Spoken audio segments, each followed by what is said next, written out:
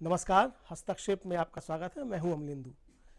पहले देखते हैं दिन भर की बड़ी खबरें डीबी लाइव के सौजन्य से, उसके बाद कुछ मनोरंजन की क्लिप्स। आपने अगर हमारा यूट्यूब चैनल अभी तक सब्सक्राइब नहीं किया है तो इसको सब्सक्राइब कर लीजिए। वीडियो को ज़्यादा से ज़्यादा लाइक और शेयर कीजिए और कमेंट बॉक्स में कमेंट करके अपनी राय भी बताइए कि इस खबर पर आपकी क्या प्रतिक्रिया है। तो आइए पहले देखते हैं दिन भर की बड़ी खबरें। बात होगी पीएम मोदी को राहुल गांधी के जवाब की, इंडिया गठबंधन की पहली रैली की।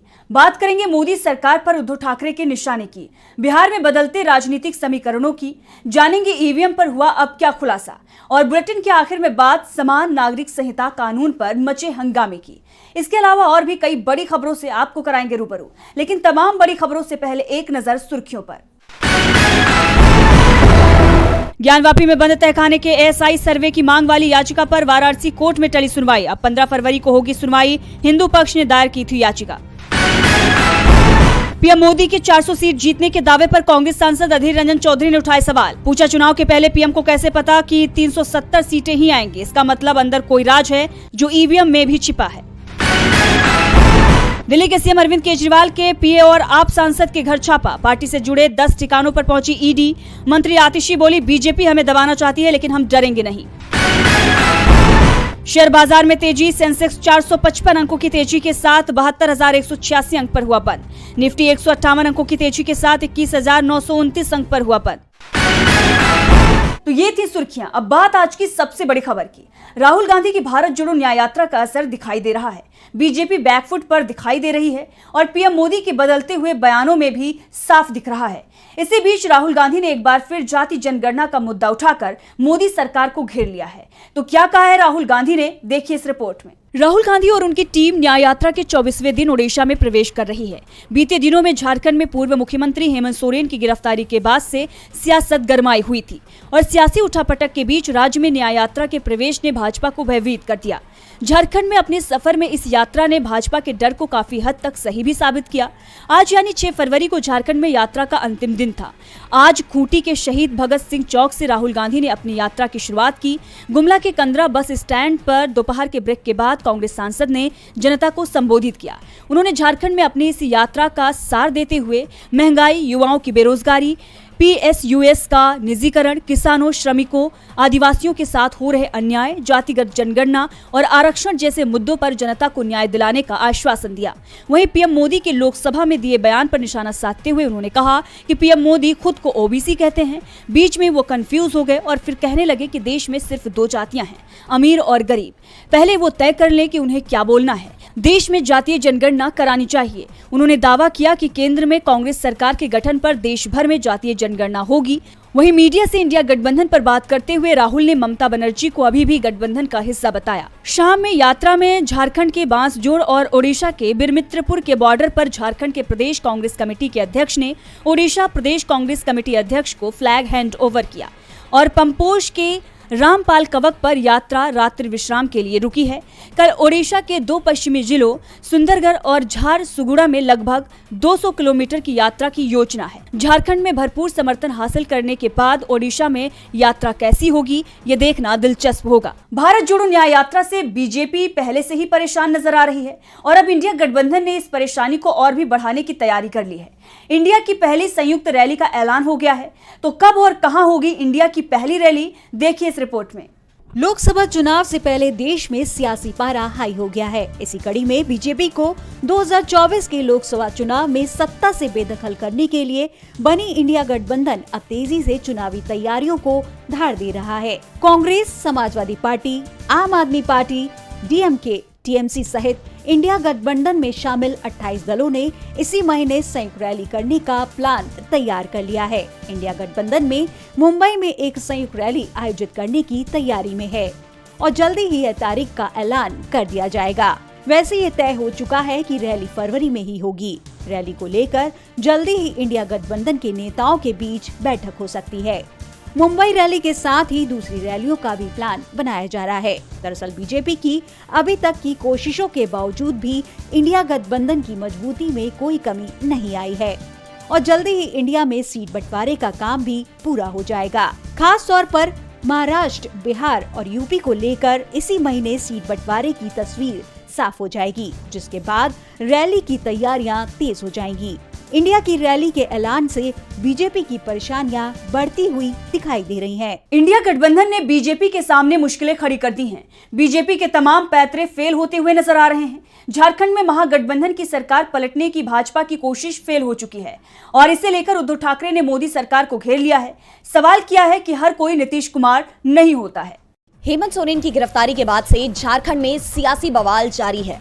बीते दिन विधानसभा में चंपाई सोरेन की सरकार के फ्लोर टेस्ट में शामिल हुए पूर्व मुख्यमंत्री हेमंत सोरेन ने अपनी गिरफ्तारी को साजिश बताते हुए राजभवन पर भी इसमें शामिल होने का दावा किया था। इंडिया गठबंधन के तमाम दलों ने सोरेन की गिरफ्तारी पर सवाल उठाए थे और अब उद्धव ठाकरे ने भी इसे लेकर बीजेपी पर तीखा हमला किया है। सामना में उद्धव ने लिखा, मात्र 7 एकड़ जमीन के सौदे में मोदी शाह ने झारखंड के मुख्यमंत्री हेमंत सोरेन को ईडी के माध्यम से राजभवन में ही गिरफ्तार करवा दिया। केंद्र में बैठी मोदी सरकार को झारखंड में भी ऑपरेशन लोटस की उम्मीद थी। उन्हें लगा था कि वो झारखंड में भी पार्टी में फूट डालने में कामयाब हो जाएंगे और विधायकों को अपने पाले में कर लेंगे। बीजेपी को उम्मीद थी कि चंपाई सरकार अपना बहुमत साबित नहीं कर पाएगी, लेकिन मोदी सरकार अपने मंसूबों में कामयाब नहीं हो पाई। ठाकरे ने कहा कि आज के राजनीतिक माहौल में हर कोई नीतीश कुमार, अजित पवार या एकनाथ शिंदे नहीं होते, खुद स्वाभिमानी हेमंत सोरेन भी होते हैं। सोरेन के गठबंधन के विधायकों ने अपना ईमान नहीं बेचा और मोदी शाह की भ्रष्ट राजनीति को झारखंड की आदिवासी जमीन पर फलने नहीं दिया।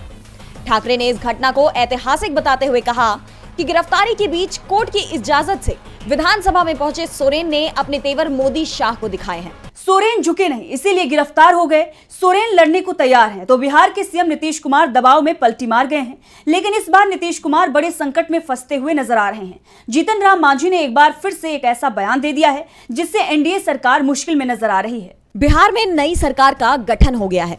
नीतीश कुमार के साथ उनके पुराने सहयोगी रहे बीजेपी, लोजपा और हम पार्टी लौट आई है। अब बारी लोकसभा चुनाव की है। नीतीश कुमार 7 फरवरी को दिल्ली आ रहे हैं।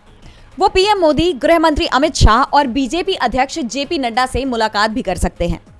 मुलाकात में बिहार के लोकसभा के लिए सीट शेयरिंग पर बात होगी। लेकिन इस मुलाकात से पहले चिराग पासवान और जीतन राम मांझी ने नीतीश कुमार की टेंशन बढ़ा दी है। आपको बता दें, चिराग पासवान की पार्टी लोजपा ने बिहार की 11 लोकसभा सीटों के लिए अपने प्रभारियों का ऐलान किया है।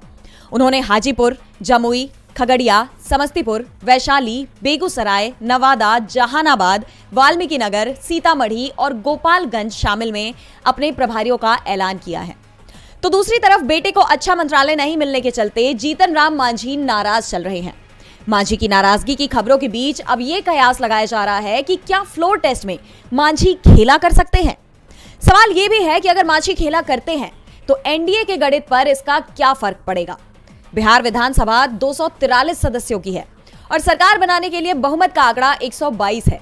नई सरकार में इस समय बीजेपी के 75, जेडीयू के 15, हम के 4 और एक निर्दलीय सदस्य शामिल हैं। यानी एनडीए में इस समय 128 सदस्य हैं। जीतन राम मांझी के समर्थन को अगर हम हटा भी दें तो भी एनडीए के पास 124 सदस्यों का समर्थन रहेगा। नीतीश कुमार फ्लोर टेस्ट में पास होंगे या नहीं, इस पर पूर्व डिप्टी सीएम तेजस्वी यादव ने बीते दिनों में सवाल उठाया था। उन्होंने ये दावा किया था कि फ्लोर टेस्ट में खेला होगा। बिहार में होने वाले फ्लोर टेस्ट में नीतीश कुमार के करीबी ने भी खेला होने का दावा किया है। अशोक चौधरी ने कहा है कि खेला तो होगा, लेकिन किसके पक्ष में और क्या होगा ये तो आने वाला वक्त बताएगा।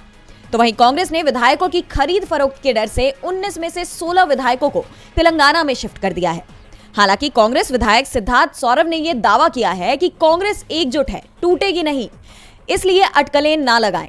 अब देखना दिलचस्प होगा कि जीतन राम मांझी और चिराग पासवान नीतीश कुमार के लिए क्या जाल बिछाते हैं और नीतीश इस जाल से कैसे सुरक्षित बाहर निकलते हैं। अब मांझी ने नीतीश की नींद उड़ा रखी है, तो ईवीएम को लेकर रोज हो रहे खुलासे ने बीजेपी के साथ ही चुनाव आयोग की भी नींद उड़ा दी है। कांग्रेस सांसद दिग्विजय सिंह ने पहले संसद में ईवीएम को लेकर मामला उठाया, उसके बाद इसे लेकर बड़ा खुलासा किया है।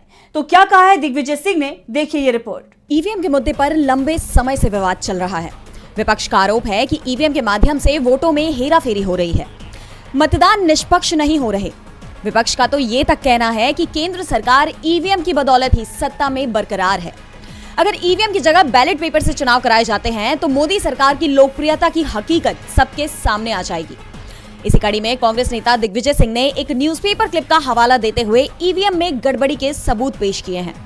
इस क्लिप में बताया गया है कि गोवा में हुए ईवीएम की मॉक ड्रिल में मशीन में खराबी सामने आई है, जिसके बाद चुनाव अफसर ने मशीन बदलने के आदेश दिए हैं। पेपर के इस क्लिप का हवाला देते हुए कांग्रेस नेता ने अपने सोशल मीडिया पर ट्वीट करते हुए लिखा, क्या कारण है कि जब भी ईवीएम में कोई गड़बड़ी पकड़ी जाती है वह हमेशा भाजपा के पक्ष में ही क्यों जाती है? यही तो भाजपा व चुनाव आयोग का ईवीएम प्रेम है। दिग्विजय सिंह ने इस क्लिप को भी साझा किया है, जिसमें बताया गया है कि कैसे ईवीएम के मॉक टेस्ट के दौरान भाजपा को मिले 9 वोट 17 में बदल गए, तो वहीं कांग्रेस के 9 ही रहे और आपके 9 से घटकर 8 निकले। तो वहीं अन्य पार्टियों के वोटों की संख्या में भी गड़बड़ी पाई गई। जहां विपक्षी दलों के वोट घट गए तो वहीं भाजपा के वोट दोगुने हो गए।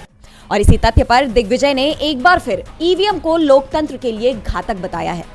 इसके पहले भी कांग्रेस नेता ने ईवीएम में गड़बड़ी के आरोपों की पुष्टि करने के लिए डमी ईवीएम मशीन की कार्यप्रणाली दिखाते हुए मशीन में किए जा रहे घोटाले को मीडिया के सामने लाकर रख दिया।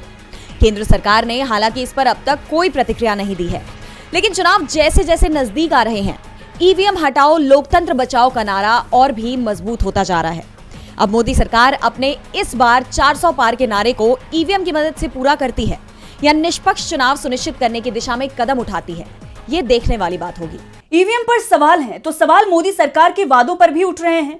किसानों ने जब कृषि कानून के खिलाफ आंदोलन किया था तो आंदोलन समाप्त करने के लिए मोदी सरकार ने कई वादे किए थे, लेकिन अब सरकार ने ये वादे पूरे नहीं किए। ऐसे में किसानों ने फिर दिल्ली घेरने की तैयारी कर ली है। तो क्या है किसानों का प्लान, देखिए इस रिपोर्ट में। किसान एक बार फिर दिल्ली कूच करने वाले हैं। किसान नेताओं ने कहा कि एमएसपी की गारंटी के लिए कानून बनाने समेत कई अन्य मांगों को लेकर मोदी सरकार पर दबाव बनाने के लिए किसान 13 फरवरी को दिल्ली तक मार्च करेंगे। संयुक्त किसान मोर्चा के नेता जगजीत सिंह डल्लेवाल ने दावा किया है कि देश भर से 200 से अधिक किसान संगठन दिल्ली चलो मार्च में हिस्सा लेंगे। ये संगठन संयुक्त किसान मोर्चा और किसान मजदूर मोर्चा का हिस्सा है। डल्लेवाल ने चंडीगढ़ में मीडिया से बात करते हुए आरोप लगाया है कि जब किसानों ने अब रद्द किए जा चुके 3 कृषि कानूनों के खिलाफ विरोध प्रदर्शन किया था, तब केंद्र ने न्यूनतम समर्थन मूल्य एमएसपी को कानूनी गारंटी देने का वादा किया था, लेकिन कॉर्पोरेट क्षेत्र के दबाव के कारण सरकार अपना वादा पूरा नहीं कर रही है। मार्च की तैयारियां चल रही हैं। किसान कई जगहों पर ट्रैक्टर रैलियां निकाल रहे हैं। इस बार केवल पंजाब से ही नहीं, हरियाणा समेत अन्य राज्यों के किसान मार्च में हिस्सा लेंगे। डल्लेवाल ने बताया कि किसान शंभू, खनौरी और डबवाली बॉर्डर से दिल्ली की ओर जाएंगे। वहीं किसान मजदूर संघर्ष समिति के महासचिव सरवन सिंह पंधेर ने कहा कि एमएसपी के लिए कानूनी गारंटी के अलावा किसान स्वामीनाथन आयोग की सिफारिशों को लागू करने, किसानों और खेत मजदूरों के लिए पेंशन, कृषि कर्ज माफी, पुलिस मामलों को वापस लेने और लखीमपुर खीरी मामले के पीड़ितों के लिए न्याय की भी मांग कर रहे हैं। और बुलेटिन के आखिर में बात समान नागरिक संहिता की। लोकसभा चुनाव से पहले एक बार फिर यूसीसी का मुद्दा गर्मा गया है, जहां एक तरफ उत्तराखंड विधानसभा में मंगलवार को मुख्यमंत्री पुष्कर सिंह धामी ने समान नागरिक संहिता कानून यानी यूसीसी का ड्राफ्ट पेश किया है, तो वहीं दूसरी तरफ इसे लेकर राज्य की सियासत गरमाई हुई है, जिससे बीजेपी सरकार की मुश्किलें बढ़ती हुई नजर आ रही हैं। तो क्या है पूरी खबर, देखते हैं इस रिपोर्ट में। उत्तराखंड विधानसभा में सीएम पुष्कर सिंह धामी ने समान नागरिक संहिता कानून यूसीसी का ड्राफ्ट पेश कर दिया। उन्होंने दावा किया कि बिल में सभी धर्मों का सम्मान किया गया है, लेकिन इस बिल को लेकर पूरे देश की सियासत गर्मा गई है। अलग अलग दलों के नेता इस पर प्रतिक्रिया दे रहे हैं। इसी बीच समाजवादी पार्टी के सांसद एसटी डॉक्टर सैयद तुफैल हसन ने भी बड़ा बयान दे दिया है। उनका कहना है कि आगामी लोकसभा चुनाव में ध्रुवीकरण के लिए यूसीसी लाया जा रहा है, तो हम इसका विरोध करेंगे, यूसीसी कानून का नहीं। वहीं all India Muslim personal law board के कार्यकारी सदस्य मौलाना खालिद रशीद फरंगी महली ने भी कहा कि अगर आप किसी समुदाय को इस यूसीसी से छूट देते हैं तो इसे एक समान संहिता कैसे कहा जा सकता है।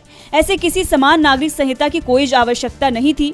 हमारी टीम मसौदों को देख रही है, उसके बाद आगे की कार्रवाई तय की जाएगी। जबकि राज्य विधानसभा में यूसीसी बिल पेश होने पर उत्तराखंड के पूर्व सीएम हरीश रावत ने भी कहा कि अगर राज्य सरकार समान नागरिक संहिता के नाम पर शासक वर्ग के लिए दूसरे समुदाय की परंपराओं में हस्तक्षेप करने के लिए कानून लाती है तो क्या ये वैमनस्य नहीं होगा। वहीं नेता प्रतिपक्ष यशपाल आर्य ने भी कहा कि सरकार की मंशा पर संदेह है। बिल की कॉपी आधी अधूरी मिली है और बिल सदस्यों को मिलने के कुछ ही देर बाद चर्चा के लिए पेश कर दिया गया, तो ऐसे में बिल को इतनी जल्दी कैसे पढ़ सकेंगे। वहीं यूसीसी को लेकर कई संगठनों की तरफ से विधानसभा का घेराव किया गया। वहीं सुप्रीम कोर्ट के वकील महमूद प्राचा ने भी बताया कि सरकार यूनिफॉर्म सिविल कोड के बहाने गरीब मुस्लिमों और जनजातियों की जमीनों को छीनने की साजिश रच रही है। यूनिफॉर्म सिविल कोड के खिलाफ आयोजित धरना प्रदर्शन में शामिल बार काउंसिल की पूर्व अध्यक्ष रजिया बेगम ने भी सरकार पर हमला बोल दिया। रजिया बेगम ने कहा कि महिला अधिकार की बात करने वाली बीजेपी सरकार बताए कि मुस्लिम महिलाओं को क्या दिया है। उन्होंने कहा कि सिर्फ मुस्लिम महिलाओं को बरगलाने के लिए ऐसे कानून सरकार ला रही है। तो आज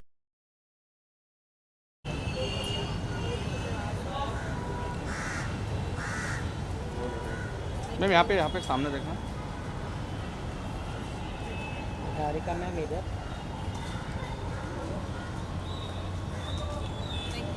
मैम एक मिनट मैम अभी रुकिए ना।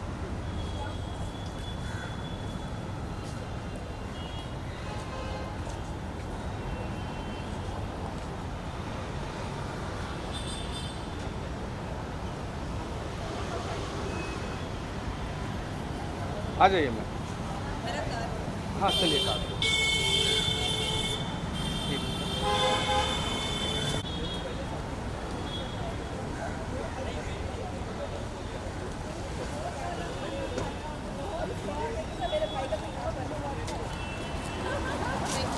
बाय निहार कर जी। हाय मैम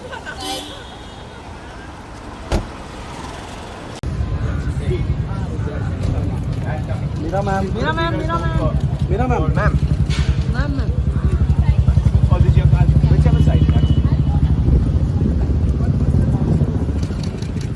दादा मेरा मैम।